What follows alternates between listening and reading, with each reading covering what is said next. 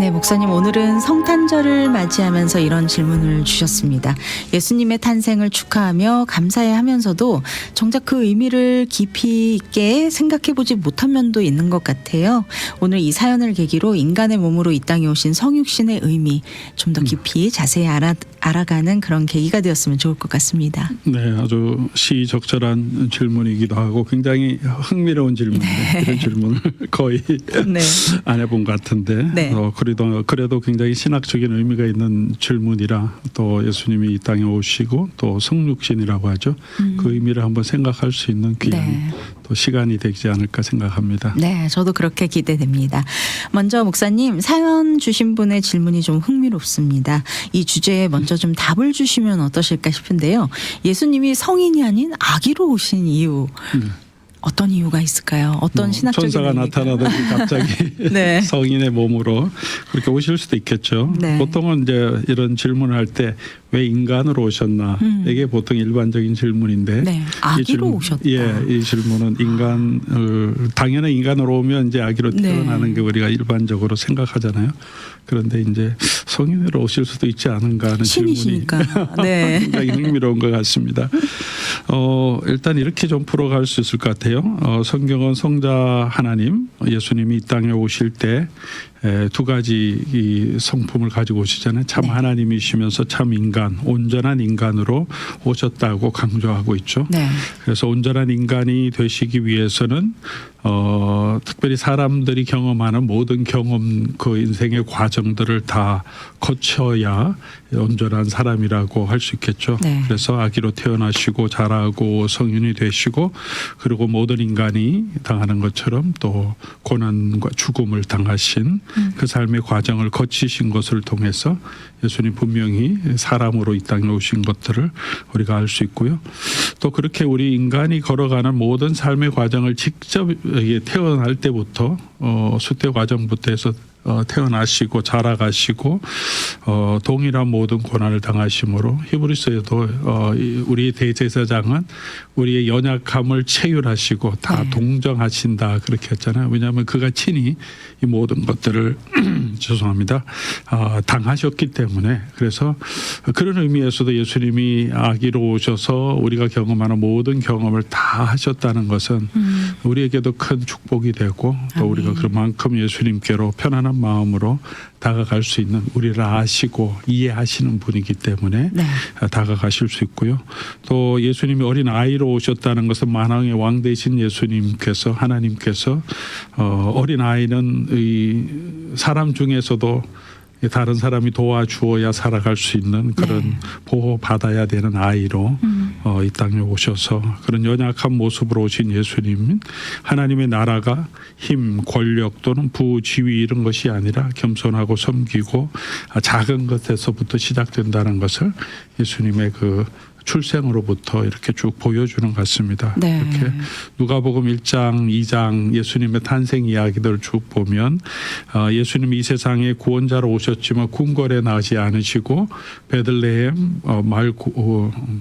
구유에서 네. 태어나시고 또 그 당시에 가장 가난한 베들레헴에 있던 목자들 밤에 양치던 목자들이 와서 편안하게 찾아가서 경배할 수 있는 그런 하나님으로 또 하나님의 아들로 이 땅에 오신 것들을 우리에게 보여주면서 모든 사람이 언제나 누구든지 목자와 같은 사람도 하나님 앞으로 예수님 앞으로 나아갈 수 있는 그런 분으로 우리 히브리서에는 우리의 형이라고 표현하잖아요. 네. 맏아들이 되시고 우리 형제 되신 것처럼 그렇게 우리가 친근하게 주님을 주님께 나갈 수 있도록 또 해주시는 은혜가 있는 것 같아요. 네, 잘 알겠습니다. 이런 애매한 참 우리가 이런 질문도 할 수 있구나라고 생각했던 그런 질문에도 이렇게 자세하게 설명을 해주시니까 또 이 주제와 연관된 또 질문들이 생각이 납니다. 네, 좀 더 본격적인 질문을 드리고 싶은데요. 좀 당연한 질문 아니야라고 생각하실 수 있겠지만 이런 부분도 다시 한번 정리하고 넘어가는 것이 좋을 것 같습니다. 왜 하나님이 직접 인간의 몸으로 오셔야 했을까요, 목사님? 네. 네, 다른 방법도 있었을 텐데. 중요한 성육신의 가장 중요한 질문이고 네. 아마 애청자분들도 잘 어느 정도 신앙생활 하셔서 또 이해하고 계신 네. 부분이라고 생각하는데요. 하나님께서 사람을 창조하시고 사람과 관계를 맺으실 때 언약이라고 하는 그 약속을 통하여서 인간과 관계를 맺으시죠. 네. 그래서 그 언약에는 하나님이 요구하시는 책임이 있고 우리가 해야 할 일, 그리고 또 그 일을 함을 통해서 하나님이 약속하신 축복이 있고 하지 않을 때 거기에 대한 책임이 있죠. 그래서 하나님 말씀을 지킬 때 영원한 생명으로 가게 되고 하나님 말씀을 지키지 않을 때는 너가 정령 죽으리라 하는 그런 하나님의 언약 관계를 통해서 맺어가시죠. 그러니까 사람을 창조하신 다음에 그냥 좋은 게 좋은 거다 뭐 이렇게 하시거나 그때 하나님의 감정에 따라서 네. 인간을 관계하지 않으신 거죠. 왜냐하면 분명한 언약의 관계 가운데서 네. 그 관계가 신실한 약속 가운데 설 수 있도록 그렇게 하시는데 그 약속을 맺으실 때 인류와 맺으실 때 첫사람 아담을 그 언약의 대표자로 함께 아담과 언약 체결을 하시는 거죠. 네. 그러니까 하나님이 아담과 하신 약속은 아담과 그 후대 모든 사람과 함께 하신 거고 네. 그래서 아담 이후에 오는 모든 아담의 자손들도 아담이 범한 죄에 대한 언약적인 연대 책임이 있는 거죠. 그게 이제 원죄라 그러는 거죠. 네. 그래서 그 죄의 책임이 있을 뿐만이 아니라 죄로 인해 타락한 죄의 성도 우리 가운데 있어서 그렇게 계속 범죄하게 되는데요. 그러면 이 문제를 해결하기 위해서 죄의 문제를 해결하기 위해서 인간 대신 누군가 성경은 그 죄를 갚아줄 사람이 있어야 우리가 그 죄에 대해서 자유함을 얻고 또 용서함을 받을 수 있는데 네. 아담의 후손으로 어떤 사람은 그 아담의 후손에 대한 죄의 책임이 있기 때문에 우리를 구원하실 수 없죠. 죄 없으신 분이 이 땅에 오셔야 하는데 그렇기 때문에 그렇게 하시려고 있는 유일한 방법은 하나님께서 사람이 되셔서 이 땅에 오시는 그밖에 없죠. 네. 그래서 우리를 대신해서 죽기 위해서는 사람이 되셔야 하고 그 죽음에서 다시 그 죽음을 이기고 부활하시기 위해서는 네. 사람이 아니라 또 하나님이셔야 하기 때문에 하나님께서 또 우리를 구원하시기 위해서 인성을 가지시고 네. 이 땅에 오셨다고 성경은 말하고 있습니다. 네. 그래서 그렇게 하심을 통해서 하나님의 이 십자가 또 성육하신 인카네이션을 통해서 하나님의 공의와 사랑이 동시에 이 만족시키는 모습이 보이죠. 네. 하나님께서는 죄를 그냥 다 용서해 주시면 죄 지었는데 벌도 주지 않으시고 그러면 네. 하나님의 공의에 어긋나죠. 그러나 이제 죄 지은 사람은 그냥 벌만 주시면 하나님의 또 사랑의 본성에 또 반하는 것이기 때문에 네. 하나님 공의로우시면서도 또 하나님께서 우리를 구원하신 그 사랑을 실천하시기 위해서 우리 대신 죽고 또 우리 대신에 다시 살아나셔서 영원한 생명을 주실 수 있는 방법, 그 구원의 방법이 예수님을 성자 하나님을 이 땅에 보내주셔서 네. 우리를 대신해서 십자가에 돌아가게 해주신 그 놀라운 은혜라고 성경은 우리에게 보여주고 있죠. 네. 그래서 예수님께서 이 땅에 아담 자손이 아니라 하나님께로부터 이 땅에 오심을 통해서 우리가 예수님이 돌아가시고 부활하시고 승천하신 그 모습대로 우리가 우리 육체를 가지고 있는 사람은 아담의 형상을 닮아서 있잖아요. 네. 근데 이제 그 아들의 형상을 닮아서 그 부활한 몸으로 또 우리가 변화되어서 영원한 영광의 몸으로 살 수 있도록 또 우리에게 부활의 몸을 주시기 위해서 하나님께서 계획하신 대로 하나님의 아들이 이 땅에 오셔서 육체를 입고 부활의 몸이 되심으로 우리도 그 영광스러운 부활의 몸으로 변할 수 있게 네. 하나님께서 인도해 주신 거죠. 뭐 쉽고 더 좋은 방법도 있을 수 있겠지만 하나님의 네. 은혜 가운데서 정말 묵상할수록 더 하나님의 은혜와 사랑을 우리 볼 수 있는 게 이 성육신이고 십자가의 사랑이 아닌가 생각합니다. 네, 잘 알겠습니다. 그런데 말이죠. 예수님도 아기로 태어나시고 그 키와 지혜도 점점 자라가셨다라고 하시잖아요. 이 말씀을 보면 예수님은 인간처럼 어릴 때 육체적인 지적인 한계가 있었고 또 이것이 점점 더 자라났다라는 것인데 인간의 한계를 그대로 가지고 계시면서 인간처럼 자라고 성장하셨다라고 하셨는데요.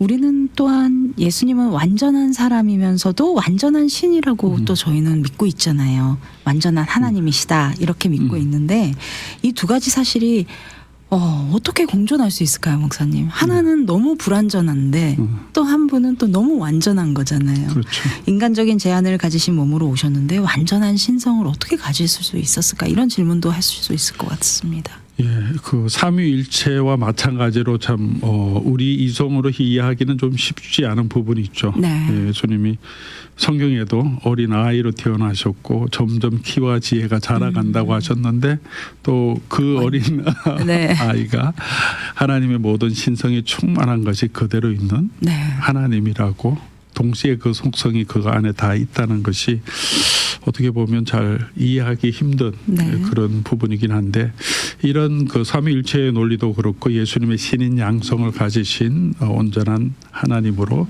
이렇게 고백하는 이 고백도 사실은 인간의 어떤 논리로 만들어낸 게 아니라 네. 성경에 보여준 계시들을 우리가 참고하고 또 그 계시들의 내용을 가지고 이걸 어떻게 이해할까 이렇게 살펴볼 때 이럴 수밖에 없다. 성경의 내용들을 왜곡하지 않고 변경시키지 않고 그대로 받는다면 네. 예수님의 존재도 이렇게 이해할 수밖에 없다는 것을 우리가 그냥 고백하는 신앙의 고백이라고 보면 될 것 같습니다. 네.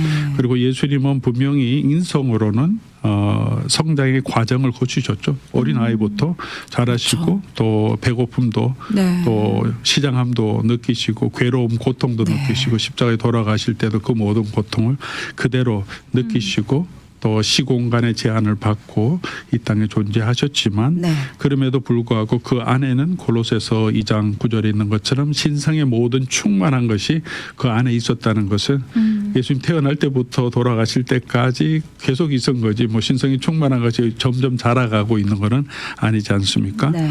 그래서 예수님의 신성이 예수님의 육신 때문에 육체 인성 때문에 작아진 것도 아니고 어릴 때는 부분만 작동하고 나중에 더 작동한 것도 아니고 신성은 언제나 완전하게 변함없이 그 안에 있었다라고 우리가 이해하고 그렇게 믿고 있죠. 그래서 예수님의 신성은 인간의 육체 안에서 자기 계시를 자기를 나타내기 위해서 신성이 그대로 있지만 절제하시면서 드러내셨다고 보는 게 성경적인 관점이죠. 네. 그래서 인성적인 면에서 그냥 인간적으로 이렇게 볼 때는 예수님도 모르는 부분도 있을 수 있고 잘할 수도 있고 피곤할 수도 있지만 네.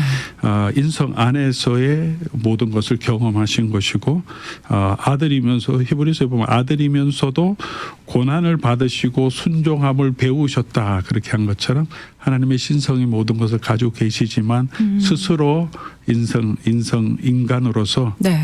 그 고난의 모든 과정을 자기를 제한하시면서 그렇게 계속 걸어가셨다고 성경은 보여주고 있죠. 네. 그래서 인성은 그렇게 인간적으로 자라가고 있었지만 그 안에 계신 신성은 변하지 않았다. 이렇게 우리 볼 수 있겠죠. 네.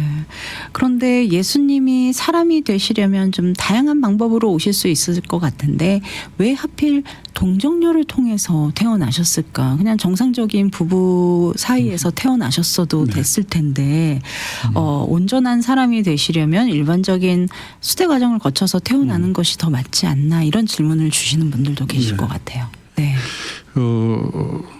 이 질문도 아주 흥미로운 질문이긴 한데요. 물론 그렇게 생각할 수도 있는데요. 그러나 말씀드린 대로 우리 아담의 후손들은 첫사람 아담의 범죄로 인하여 언약적인 또 연대 책임이 있다고 우리가 말씀드렸잖아요. 네. 그래서 일반적인 부부 관계를 통해서 태어나는 모든 이 땅에 있는 자녀들은 네. 그 아담의 후손이 후손이죠. 되는 거죠. 네. 사람의 후손이 된 거죠. 그래서 그 책임에서 벗어날 수 없잖아요. 그래서 하나님의 아담의 아들로 오시면 구원자가 아니라 구원이 필요한 사람으로 오시게 되는 거죠. 신분이 완전 바뀌는 거네요. 그렇죠. 네. 그래서 예수님이 태어나서 죄만 짓지 않으면 되지 않느냐라고 생각할 수도 있겠지만 네.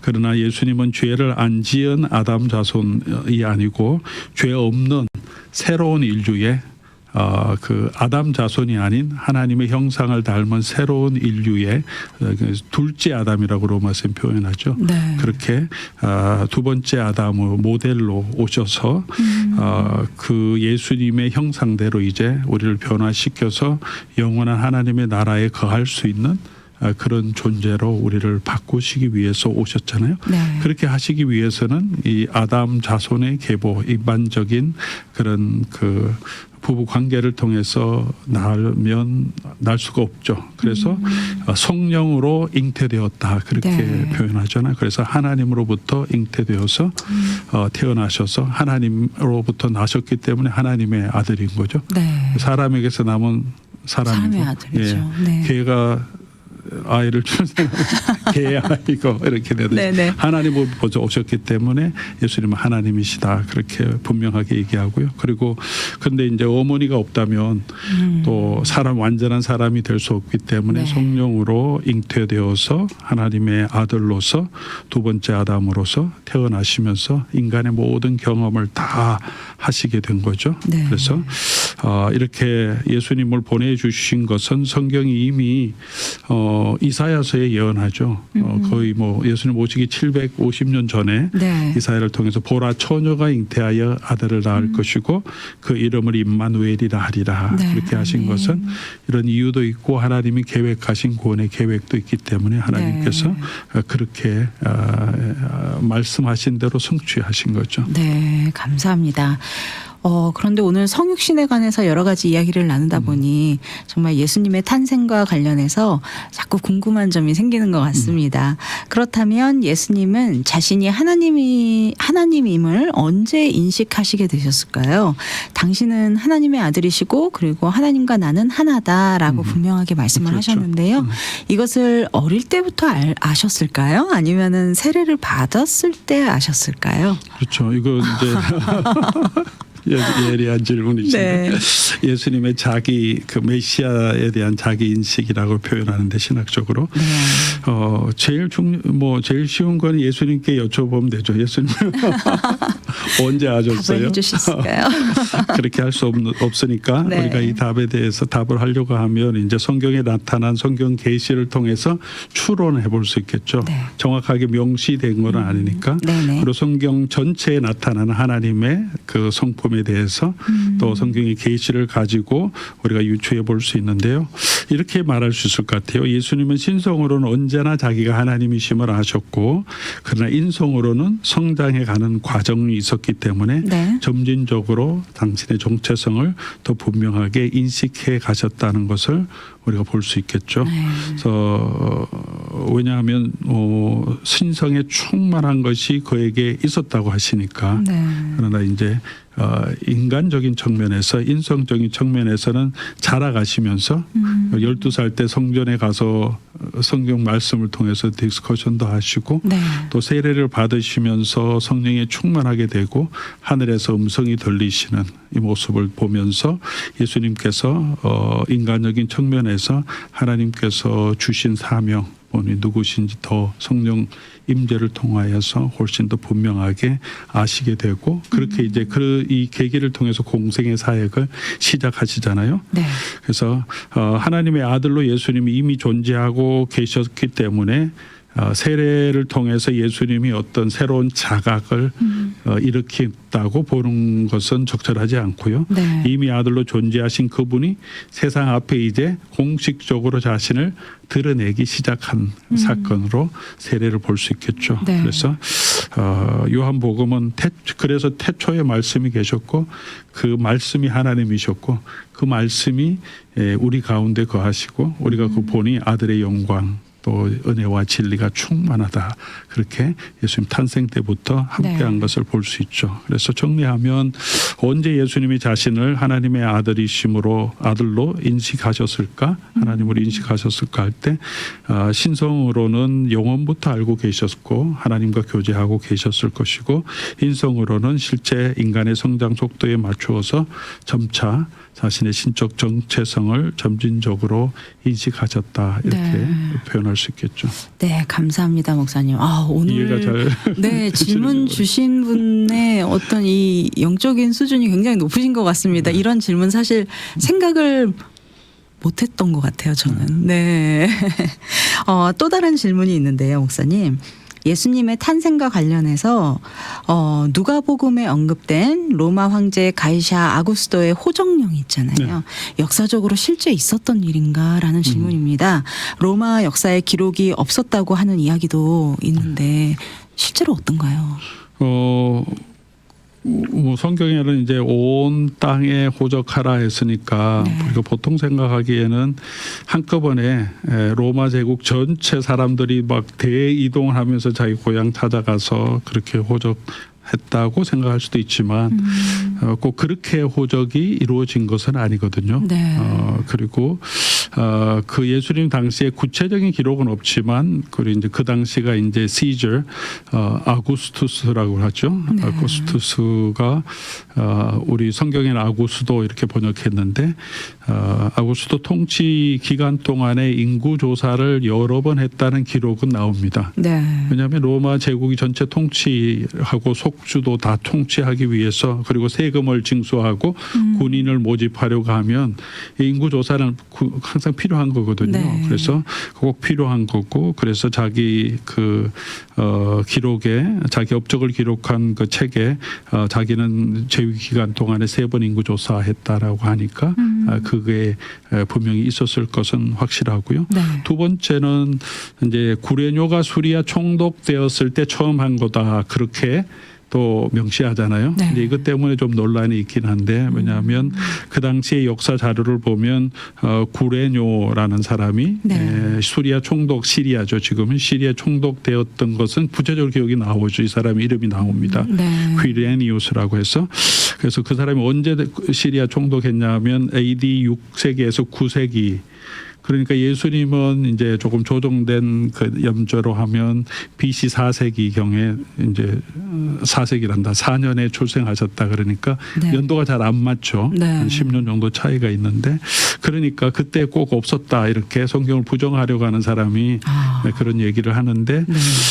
이 구레뇨라는 사람이 그 시리아 총독 되기 전부터 그 시리아 지역을 관할하고 통치했다는 것도 했다고도 충분히 볼 수 있거든요. 왜냐하면 네. 그 지방에 영향력을 행사하는 관리로 있다가 이제 총독이 되었을 수도 있기 때문에 그리고 성경에서는 이제 그가 총독되었을 때 처음 한 거다 이렇게 표현한 것을 보면 총독 되었어도 또 했을 거고 왜냐하면 세금 징수를 위해서 또 인구 파악을 해야 되겠지만 네. 그 되기 전에 바로 관리가 있을 때 처음 했던 그때가 바로 예수님이 태어났을 때다 이렇게도 우리가 이해할 수 있거든요. 네. 그래서 그렇게 보면 충분히 뭐 역사적인 근거가 전혀 없는 게 아니죠. 구레노도 나오고 그다음에 아구스투스 나오고 네. 그 당시에 여러 번 있어서 지역적으로 동시에 온 로마 제국이 다 있었던 건 아니지만 지역적으로 계속해서 호적이 있었고 네. 그렇게 하려고 하면 또 자기 고향집으로 가야 되는 그런 사건이 있었고요. 그러나 이제 이 당시의 사건의 가장 1차적인 사료는 네. 그냥 누가복음이에요. 네. 누가복음과 사도행전은 누가가 자세히 살펴서 기록했다 그러고요. 이 사건 말고 누가복음과 또 사도행전의 내용들을 이렇게 쭉 보면 그 당시의 역사 기록을 굉장히 정확하게 시간도 그렇고 그다음에 도시 이름이나 사람 또 그 당시의 역사적인 시대 통치자도 정확하게 기록하거든요. 네. 그렇다면 이 내용도 누가가 제일 잘 알겠죠. 네. 우리가 지금 2000년 후에 그리고 몇몇 나타나는 다른 로마의 기록으로 판단하기보다 네. 누가의 기록이 다른 곳에 보면 또 정확하게 나오니까 네. 누가가 기록한 것이 거의 정확할 것이라고 생각하고요. 그렇게 네. 보면 분명히 그런 세금 징수를 위한 인구 조사가 있었고 그것 때문에 요셉과 마리아가 베들레헴을 갈 수밖에 없는 상황이 되었던 것을 충분히 역사적인 사정 이게 circumstance를 통해서 네, 우리가 유추해 짐작할 수 있고 유추할 수 있는 거죠. 잘 알겠습니다. 목사님 오늘도 성육신에 관련된 정말 다양한 질문들에 대해서 정말 답변해 주셔서 너무 감사드립니다. 마지막으로 성탄절을 맞이하면서 우리가 어떤 자세를 가져야 할 것인지 권면의 말씀 부탁드립니다. 네, 또 한 해가 지나가고 또 이제 정말 연말이 빠르죠? 오고 네, 이제 또 성탄을 맞이합니다. 우리 성탄을 맞이하면서 오히려 성육신에 대한 이야기를 할 수 있어서 훨씬 좋았던 것 같아요. 네. 사실은 성탄하면 birthday, 예수님의 birthday로 막 해피 birthday도 막 하는 네. 사람도 있고 한데 사실 그거는 초대교회부터의 전통은 아니에요. 네. 그러니까 어떤 영웅이나 어떤 신적인 존재가 태어나는 것들을 이교적인 풍습에서는 하지만 기독교에서는 처음부터 하나님의 아들이 이 땅에 오셨다고 표현하죠. 네. 복음서에도. 그래서 성육하서 오신 그 하나님께 우리가 경배와 찬송을 드리는 것들 그게 더 중요한 우리의 성도의 자세라고 생각합니다. 네. 그래서 인간적인 관점에서 예수님의 birthday로 너무 이렇게 초점을 맞추기보다 영광 가운데 계신 하나님의 아들 되신 예수님께서 이렇게 낮고 천한 이 땅에 그리고 인간의 몸을 입고 우리 오신 날 그리고 하나님께서는 당신의 아들을 그렇게 인간의 몸으로 내어주시고 또 십자가에 내어주신 것 네. 하나님의 아들을 보내시고 예수님 이 땅으로 오신 자기를 낮추시고 그런 날인 것을 기억하면서 우리 성탄을 맞이하면서 우리도 그 예수님처럼 우리 자신을 좀 더 내어주고 또 우리 자신이 또 겸손하게 낮은 자리 섬김의 자리로 더 나갈 수 있는 그런 또 계기가 된다면 그게 진정한 성탄을 기념하는 죄송합니다. 의미가 아닐까 생각합니다. 네. 그런 성탄절이 될 수 있기를 우리 애청자님들께도 바라고요. 좋은 또 기쁜 복된 성탄 되시기를 바랍니다. 아멘. 감사합니다. 오늘 정말 성탄절을 앞두고 너무나 의미 있는 시간이었던 것 같습니다. 저도 오늘 방송 다시 듣기를 통해서 다시 들으면서 다시 한번 또 예수님이 이 땅에 오신 이유에 대해서 다시 한번 묵상하는 시간 가져보겠습니다. 오늘 신앙상담 시간 로뎀 장로교회를 섬기시는 박일용 목사님과 함께 예수님은 왜 아기로 이 땅에 오셨나요? 라는 질문에 대한 궁금증 함께 나누어 보았습니다. 정말 많은 질문들을 정말 생각해보지 못했던 질문도 있었는데요. 오늘도 정말 귀한 말씀으로 건면해 주신 로뎀 장로교회 박일용 목사님 함께 해주셔서 감사합니다. 네, 감사합니다.